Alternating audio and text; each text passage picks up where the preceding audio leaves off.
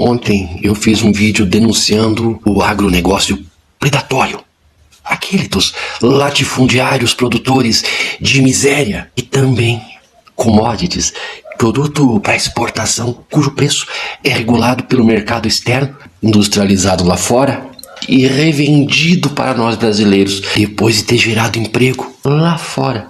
E o que aconteceu foi uma avalanche de pobre louco, vindo nos comentários me xingar. Tá na cara que esse sujeito não estudou. Quem é esse cara que nunca botou o pé numa lavoura? Quem é esse otário pra falar de agricultura? Um vagabundo que não sabe o que é trabalho. Olha só a cara do riquinho querendo falar de trabalho, de agricultura.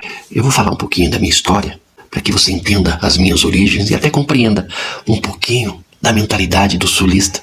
Antes, porém, eu vou pedir a você que engaje meu vídeo, para que esse vídeo chegue a outras pessoas, para que o meu canal cresça. Você pode fazer isso comentando, curtindo, assistindo até o final, compartilhando. E você pode fazer isso também ajudando através dessa chave aqui, que por meio dela você vai ser patrocinador deste trabalho. Vamos em frente. Eu nasci no campo, pés descalços, trabalhando desde pequeno na chácara do meu pai. Lá se criava gado, se criava porco, se plantava. Era um sítio pequeno, mas ali havia a tal conhecida agricultura familiar. E lá onde eu nasci, não tem idade mínima para trabalho. Então eu e os meus irmãos trabalhamos muito. Quantas vezes eu ia para a escola depois de ordenhar vacas, entregar o leite aonde passava o leiteiro para levar, e ia tirando a vaca, estrume de vaca para a escola. Com 15 anos, por força de algumas circunstâncias, a gente veio para um bairro periférico da cidade de São José dos Pinhais, região metropolitana de Curitiba. E ali eu arrumei meu primeiro emprego na indústria, com 15 anos. Desde então, eu trabalhei 17 anos numa empresa, 4 anos na outra e 4 ou 5 anos em outra. E lá, no campo onde eu nasci, a gente foi criado para obedecer, não questionar, trabalhar muito, desde criança. A dar valor ao trabalho e fazer disso a vocação da vida. Aconteceu que choveu por aqui comentários de pobres, loucos, alucinados, que não sabem a diferença entre a agricultura familiar e a agricultura de larga produção de soja, de boi. Essa agricultura que destrói a natureza, aquece o planeta e que vai produzir um colapso no mundo. Eu sou descendente de imigrantes que vieram para o Brasil para trabalhar nas lavouras.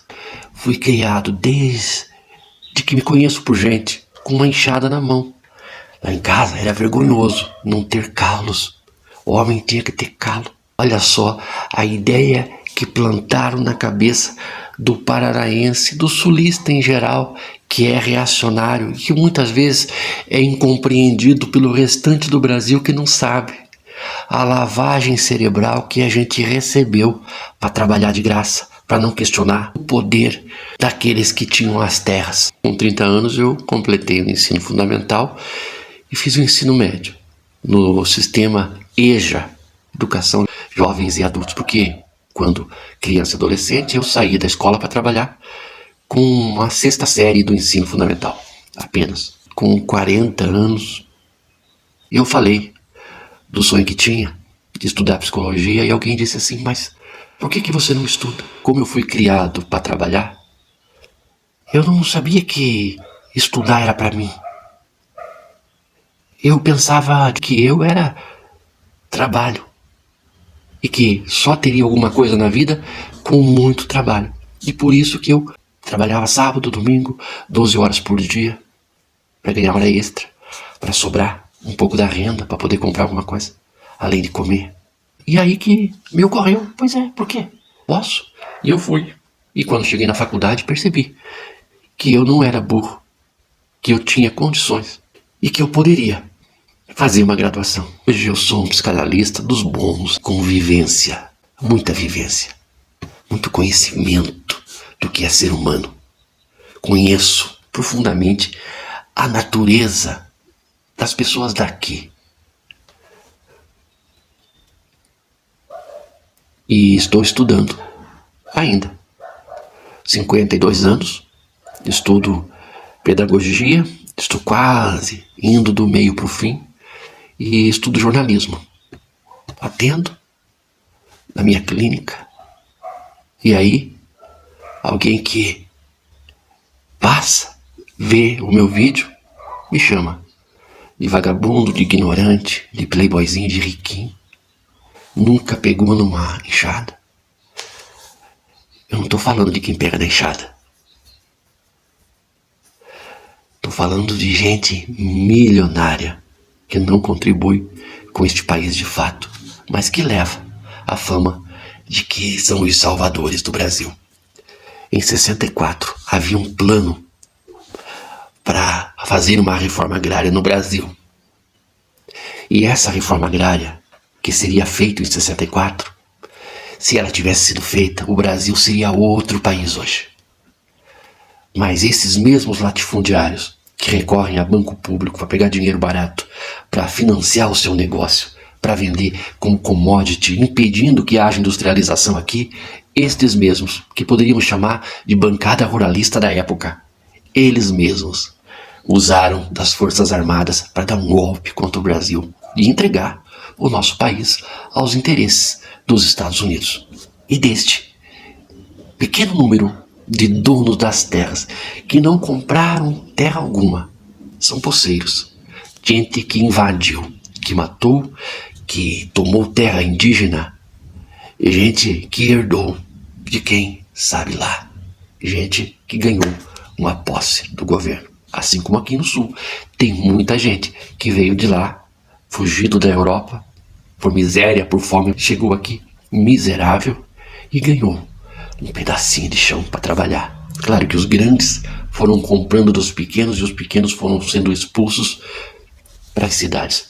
São os mesmos os que deram o golpe em 64 para garantir que não houvesse reforma agrária, para garantir que o Brasil não seria industrializado, para garantir que os interesses dos Estados Unidos continuassem em pleno desenvolvimento aqui no país atrasado, para garantir que não deixaríamos de ser colônia.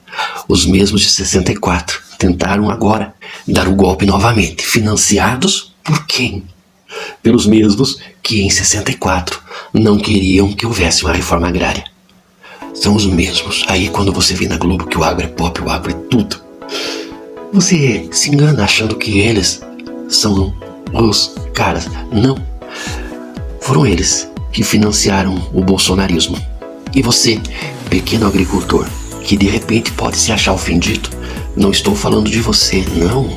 Não estou falando de quem produz alimento, de quem rala, quem se lasca de sol a sol. Estou falando daquele que nem mora lá na fazenda. Chega de aviãozinho, mora na cidade, às vezes mora no sul e tem a sua fazenda lá no norte, nordeste. Você nem conhece. Pega dinheiro no Banco do Brasil, pega dinheiro do BNDES, tem lá os seus deputados todos no bolso para manter o Brasil atrasado, sendo destruído, para ganhar dinheiro. Cara, como é que pode o povo se ofender com as coisas que digo? Como é que pode? Como é possível isso?